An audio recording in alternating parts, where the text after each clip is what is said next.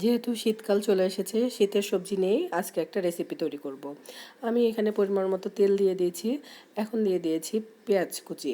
পেঁয়াজটা দিয়ে হালকা নেড়েচেড়ে ব্রাউন কালার হওয়া পর্যন্ত অপেক্ষা করছি। আর আমি এখানে দেখুন যেভাবে স্লাইস করে সবজিগুলো কেটে নিয়েছি সেইভাবেই আপনারা স্লাইস করে সবজিগুলো কেটে নেবেন।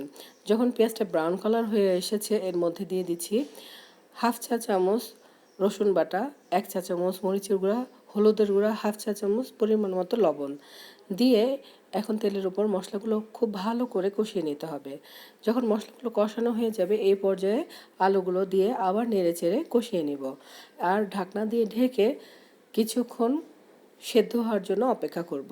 আলুটা সেদ্ধ হতে একটু সময় লাগবে, সেই জন্য আগে আলুটা আমি দিয়ে নিয়েছি। যখন আলুটা মোটামুটি সেদ্ধ হয়ে আসবে তখন এই পর্যায়ে আমি দিয়ে দিচ্ছি এখানে টমেটো পিউরি আমি ব্যবহার করছি। আপনারা চাইলে টমেটো কুচি করেও কেটে দিতে পারেন। এখন টমেটোটা খুব ভালো করে নেড়েচেড়ে মিশিয়ে নিলাম আলুর সাথে।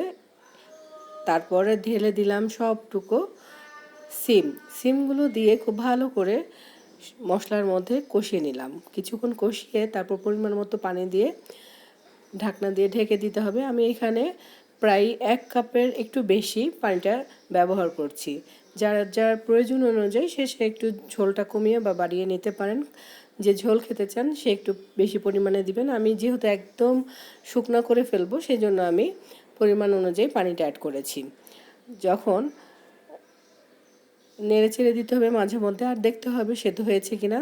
এই পর্যায়ে কিন্তু আমি ধনিয়া পাতা কুচিটা দিয়ে দিয়েছি। ধনিয়া পাতা না দিলে ফ্লেভারটা ভালো আসে না, শীত শীত মনে হয় না।